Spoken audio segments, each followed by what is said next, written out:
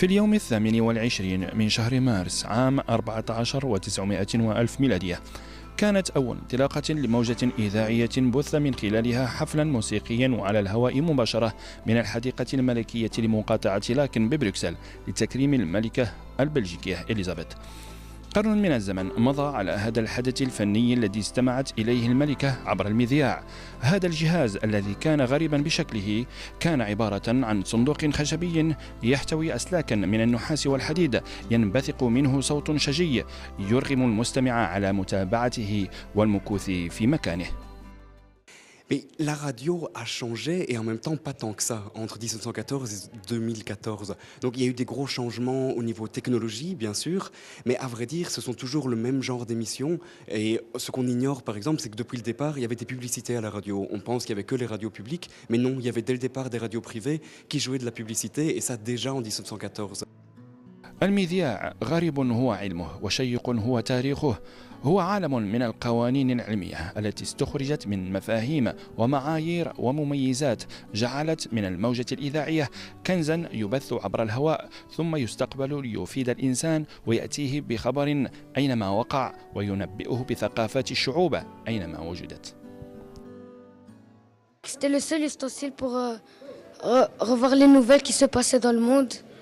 Et c'est bien d'apprendre ça et que c'est amusant d'apprendre qu'il y avait des autres sortes de radio et qu'elle est encore utilisée jusqu'à maintenant. La radio, c'est tout à fait un carrefour de culture. Et à vrai dire, la radio, c'est vraiment le reflet de la société dans laquelle l'on vit. Parce qu'il suffit d'écouter les programmes de radio d'une certaine époque pour découvrir ce qu'aiment écouter les gens de cette époque.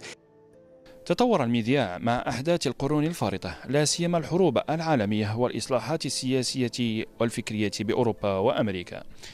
لقد كان المذياع العجلة المحركة لمشاعر الجماهير والشعوب، فتارة هو الوسيلة الأنجع للتواصل بين المقاومة والجيوش الوطنية، حيث كانت تبث المقاومة عبر المذياع أغاني وبرامج ثقافية تحتوي على رسالات تقرأ بين السطور، فإذا سمعها العدو أو المستعمر يحسبها أغاني أو أناشيد لا غير. تارة أخرى اتخذ المذياع كآلة فتاكة ذخيرتها البروباغندا، حيث كان زعماء دول المحور ودول الحلفاء يستعملونها لتوجيه العقول وهز كيان المواطنين. فهذا أدولف هتلر ينشر عبر الأمواج الإذاعية خطابه النازي ليحرك وجدان الشعوب الألمانية ويحفز جيشه وجيوش حلفائه على الصمود. وهذا أيضا الرئيس الفرنسي الراحل شارل دوغول الذي اشتهر بخطاباته الوطنية والثورية عبر المذياع إلى درجة أعاد بها الجيش الفرنسي إلى العاصمة باريس بعد أن خرج منها وثبت قدم المقاومة بها. لقد كان المذياع بروباغندا في حد ذاته. Il y a d'abord eu chacun le transistor dans sa chambre et puis maintenant si vous prenez le tram, vous voyez tout le monde avec ses oreillettes et qui écoute la radio. Et sur une radio comme Bel RTL, il peut y avoir des jeunes comme des moins jeunes. Et donc du coup, je veille en permanence, c'est comme un cuistot face à ces casseroles qui essaie que rien n'accroche, rien ne brûle, que rien ne dépasse des casseroles, mais que tout soit bon par contre. Voilà, mon métier, je peux le résumer comme ça.